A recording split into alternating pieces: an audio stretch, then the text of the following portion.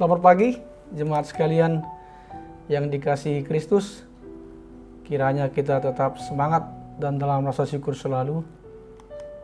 Sebelum kita disapa oleh firman Tuhan, mari kita lebih dulu menundukkan hati dan pikiran kita.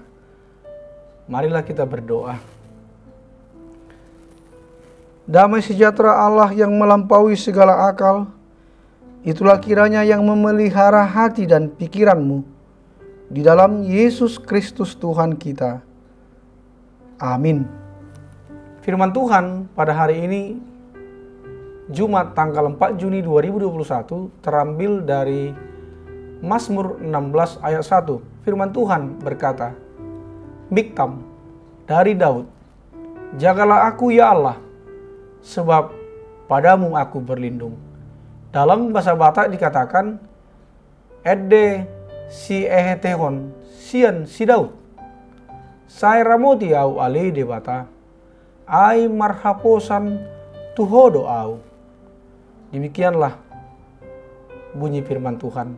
Topik, Tuhanlah penjaga dan pelindungku.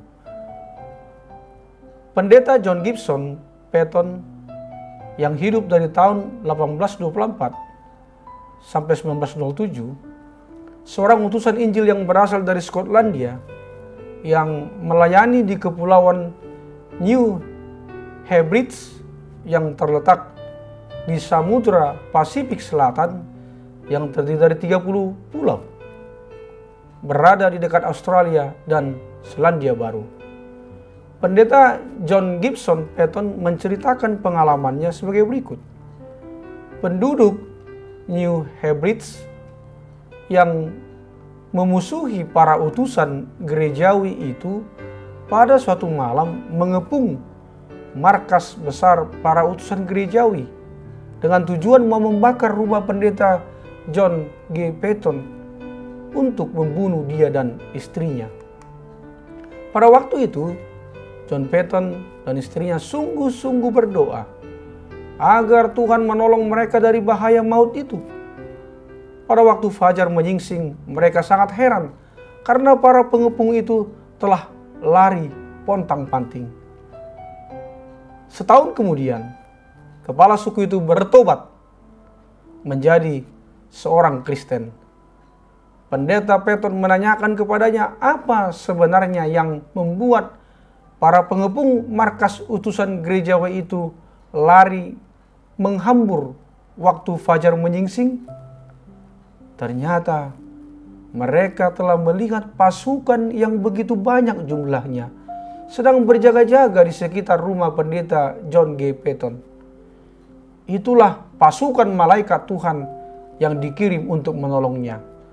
Benarlah seperti apa yang dikatakan firman Tuhan di dalam Mazmur 34 ayat 8 yang mengatakan, malaikat Tuhan berkemah di sekeliling orang-orang yang takut akan Dia, lalu meluputkan mereka. Jemaat yang dikasihi Yesus Kristus, demikianlah juga pemazmur dalam nas ini yang mengalami perlindungan Tuhan dalam hidupnya.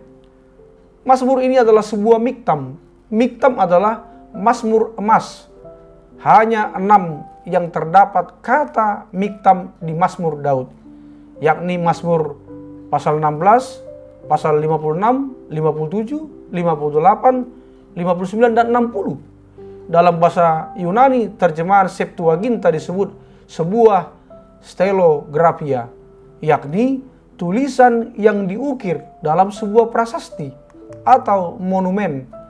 Berarti setiap mazmur yang terdapat kata miktam ini berarti mazmur yang cukup spesial karena merupakan mazmur emas dari Daud sendiri. Nas ini merupakan permohonannya kepada Tuhan agar Tuhan menjaga Daud, sang pemazmur. Daud bukan saja mengukir mazmur emasnya dalam prasasti. Tentunya pasti Daud juga mengukir di dalam hatinya setiap peristiwa-peristiwa yang dialaminya tentang penyertaan Tuhan di dalam hidupnya. Saudaraku semuanya yang dikasihi Yesus Kristus, Daud tahu dan percaya sepenuhnya bahwa Tuhan Allah lah penjaga satu-satunya, sehingga dia berlindung hanya kepadanya. Tuhan Allah saja Tuhan yang baik baginya, tidak ada yang lain. Penjagaan dan perlindungan Tuhan terbukti dia alami ketika dia menghadapi tantangan, masalah, dan ancaman bahaya dalam hidupnya.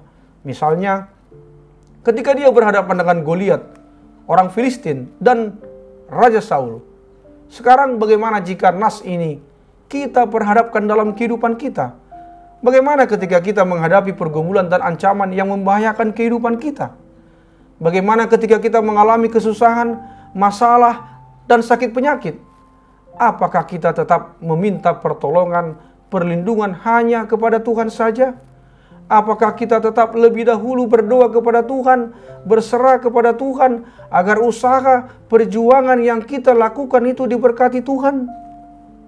Sementara di dalam kehidupan ini kita melihat ada saja orang yang berlindung di balik kekayaan, harta, kekuatan, pikiran, kedudukan, dan mengandalkan orang lain dalam mengatasi persoalan dan kemelut dalam hidupnya. Dia pikir atau dia kira semua itu bisa membuat dia keluar dari pergumulan hidup yang dia hadapi. Padahal semua yang dia andalkan yang di luar Tuhan itu sifatnya terbatas dan sementara. Ketika yang dia andalkan yang di luar Tuhan itu tak mampu membuat dia keluar dari pergumulannya, setelah segala usaha gagal, barulah dia ingat kepada Tuhan, meminta pertolongan dan perlindungan kepada Tuhan. Terkadang Tuhan itu dibuat sebagai jalan terakhir ketika segala usaha menemui jalan buntu. Ketika dikatakan berdoalah, berharaplah semoga mujizat terjadi, barulah terkadang seseorang atau keluarga itu benar-benar berserah hanya kepada Tuhan. Akan tetapi melalui nas ini kita diingatkan agar menjadikan Tuhan sebagai alamat yang pertama tempat kita mengadu dalam setiap masalah dan pergumulan yang kita hadapi. Dialah Tuhan pelindung kita yang sejati. Selalulah berdoa untuk meminta Tuhan agar menjagai kita. Andalkan atau utamakan Tuhan dalam hidupmu, serta hidupilah firman-Nya sebagai petunjuk dalam hidupmu dengan setia. Percayalah, berkat-Nya akan memenuhi hidup kita. Diberkatilah orang yang mengandalkan Tuhan, yang menaruh harapannya kepada Tuhan. Yeremia 17 ayat 7. Amin. Marilah kita berdoa. Ya Allah Bapa, Engkaulah pelindung yang sejati dalam hidup kami. Jagailah kami selalu, tuntunlah hidup kami di dalam roh-Mu. Ya Bapa yang baik, berkatilah yang berulang tahun hari ini. Sembuhkanlah yang sakit dan juga yang terkena virus COVID-19. Hiburkanlah yang sedih dan kuatkanlah yang lemah. Berikanlah apa yang menjadi kerinduan di hati kami masing-masing. Hanya di dalam nama Tuhan Yesus Kristus kami telah berdoa. Amin. Selamat pagi, selamat beraktivitas. Salam sehat. Tetap semangat dan bersyukur. Tuhan Yesus memberkati.